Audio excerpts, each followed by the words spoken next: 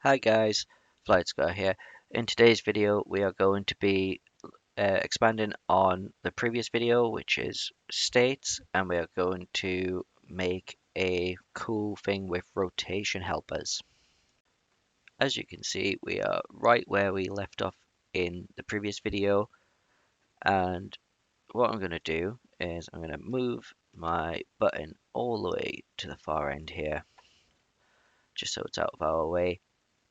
And what we want to do is we're going to make this button move the floor. Something fairly basic, but it's pretty cool nonetheless. And the way we do that is in our activators, we want to find a rotate helper default and drag that in. And if you look at the marker, like if you can't see it, M on the keyboard, but here is our rotate helper marker. You can see there's a line to surface, so that's where it's got to sit on the floor, like that. There's a bar with the word hinge, so this is where the rotation will happen. And you've got 0 degrees, 30 degrees, 45, 90, 180, and that's where it will rotate to. So what we want to do is we want to make this rotation helper, we want to put it right on the edge of one of our floors. Like, do it as best you can, really. Like, it doesn't really matter where it is. It'll just be a lot easier if it's on an edge. So you can see that that hinge bar is right on the edge of this concrete floor. And what will happen is when I get everything all attached, it will rotate on that axis. This works in every direction, so you can see the arrow is pointing that way, and the rotation will go that way. For what we want, we actually want it the other way, so I'll spin it around because we want the floor to move up. So make sure it's still in line. Yep, we're fine. And once we've got that set, all right, I'm going to click on the pieces I want to attach to it and press the minus key to bring up the reference batch action. You can see it's got all my floors selected there. We're going to choose set attach to ref, and then in the target reference, select reference in render window, double click on our rotate helper and press do, and you'll notice these lines have appeared on our floors. Okay, I'm gonna also add a couple of extra rotation helpers to show it working in different directions as well. So drag this one in, gonna do the ceiling for this one, gonna change the 3D data, put it at 180, spin it around so it goes the right way, and zoom in there, drag it up, see where we are, too far, one more little nudge, there we go. Gonna do the same as we did before, highlight the pieces that we want to move, press minus, set attach, and double click our rotation helper, press do. Now that's connected up, and I'll add one more, which is pretty cool. This rotation helper can be added to various different things in the CK. It can't be attached to furniture, but it can be attached to containers. So you can do some quite cool stuff with this. So I'm going to drag in 2 more rotation helpers, and in containers we're going to type in rack, and we're going to take this rack, yep, this magazine rack, going to drag it in, duplicate it, so we've got 2 of them, and we're going to put them next to each other. There we go. There's a slight gap, but that should be fine. And what we'll do is I'm going to just put this kind of in where I want it. Double click. We're going to put it sideways and move this into place. Alright, so it's like attached to the magazine rack. We're going to do the same with this other one. That one's the right way. It's a bit awkward navigating at times. Oh, not X. There we go. So it's kind of like leaning on the door, on the rack. Press minus on the keyboard. Select reference. That one. Click on the other rack. Press minus. Select our other rotation helper. Press do. And now those 2 helpers are attached to the magazine rack. And what happens is any magazines that are actually placed into this rack will move as well. So you can do some pretty cool stuff with that. And I'm just going to kind of link it all together. So like the script I'm going to have will do that rotation helper in the background, these 2, and the one on the ceiling all at once. And right, we've got our button over here. Going to double click on the button, come along to scripts, and I'm going to take the script. No, I want to remove the script, sorry. So remove. We're going to add a new one, and we will just call this cool rotate script, and get rid of const so we don't have that error later on. And we're going to add a few properties to this. It's going to be object reference, and we'll call it hinge marker 01. We're going to do this for each of them. So I'm going to like each of our rotation helpers. 02. Make sure you change it to object reference. 03.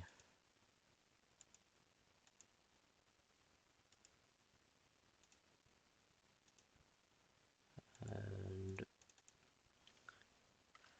04. And then finally we want a float, which is going to control our speed of rotation. So rotate speed. Press OK.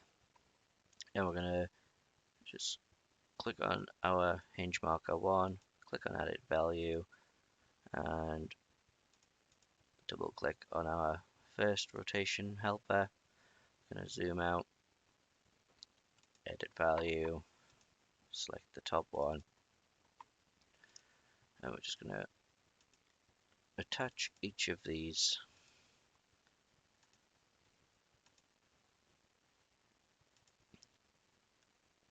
And that's the last one. All right, the rotate speed can be between 1 and 20, so just kind of play around with the like changing the value to see which one suits your needs. I'm going to put it as free, and I'm going to press OK. So we've got our cool rotate script. Click, sorry, not click properties. We're going to right click, edit source, and we can see we've got all of our properties in there. And as in the previous video, we got our event on activate, object reference, AK activator, end event. And just to save us time, we're gonna, oh, that did not go nicely. I'm gonna put in the event 4 times because we're gonna be using 3 states. So we'll keep like a debug notification in the defaults. I can't even spell notification. Notification default non-state. So that's just going to be our like basic event, and we're going to add a auto state closed. So this is going to be the state that we use, like the state that we start in. And what this wants to do is we want to first make sure that once the button's pressed, you can't press it again. This doesn't always work, so we're going to use go to state. We're going to make a state called busy, and I'm going to add another state, state busy, and we'll put end state. Right, so in the busy state, like I said, this doesn't always work. Oh, debug dot notification, I'm busy. Alright, so it's going to go, if you press the button when it's in the closed state, it will go into the busy state. If you press it while it's in the busy state, it will say I'm busy. And we want another state for when things are open, so state open, end state, and the same that we did for closed, we want go to state busy. So if you press it and it starts opening up, it will go to the busy state and it will say I'm busy if you click it again. That's the idea anyways. Okay, so once we've got that, we can start with our animation. So what we want to do is we're going to add a function to the bottom here, and we can call it should be opening, and this is where we're going to actually do the animation. We're going to put in the states to tell it to go do the animation, but this is where we are going to create it. So should be opening with a boolean as is opening, and what we want to do is we want if is opening, and this will be do opening, else do closing, and if. And we want to set our rotation speed. So on our object reference properties, we've got hinge marker 01. We want to do set animation variable float, and the property we want to update for the animation is f speed, and our value is rotate speed. And we're going to do that for each of our hinge markers. So 2, 3, 4. Like you could do this as a array if you wanted, but I'm just showing you a basic way of getting it all doing stuff. Right, so what we want to do is when it is opening, we want it to play the animation. So, right, so for hinge marker 01, we want to do play animation, and I haven't looked into these animations, but there's play 0, play 30, play 30, 45, play 90, play 180, and they just kind of manage the rotation. So for our floor, we're going to do play 30, so it'll move 30 degrees. For hinge marker 2, we will do play 30 as well. And for 3 and 4, which is our magazine racks, I should say, we're going to do play 90, and that'll mean the floor and the ceiling will rotate 30 degrees, but our magazine racks will rotate 90. So we're going to copy that, and in the else, we're going to do 0, so it all goes back to the default, like the default closed position. And we want to actually call our function now. Should be opening, and since we're on close, we want it to be open. And on our open state, we want should be opening as false. And then obviously we need to be able to switch between the states. Go to state open and go to state closed. And that is our script. We've got 3 states on it. By default, it will be in this closed state. It's going to move our rotation markers around with 30 and 90, and if you pressed again, it should say I'm busy. That doesn't always show up if this animation goes too quick, but it's there just so you don't end up like backlogging your animations. And then on the open one, it will just close it again. Okay, if I save that, we get an error because I cannot spell notification. So yeah, there we go, succeeded.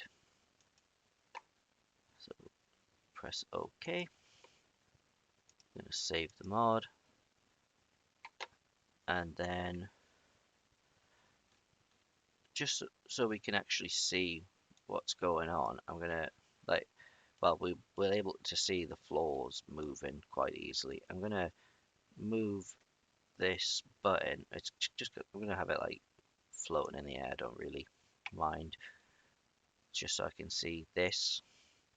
So if I press this button, the floor's gonna come up, ceiling's gonna come down, magazine racks are gonna move. So I'm gonna save the mod, and we're gonna jump in game, and we'll have a look.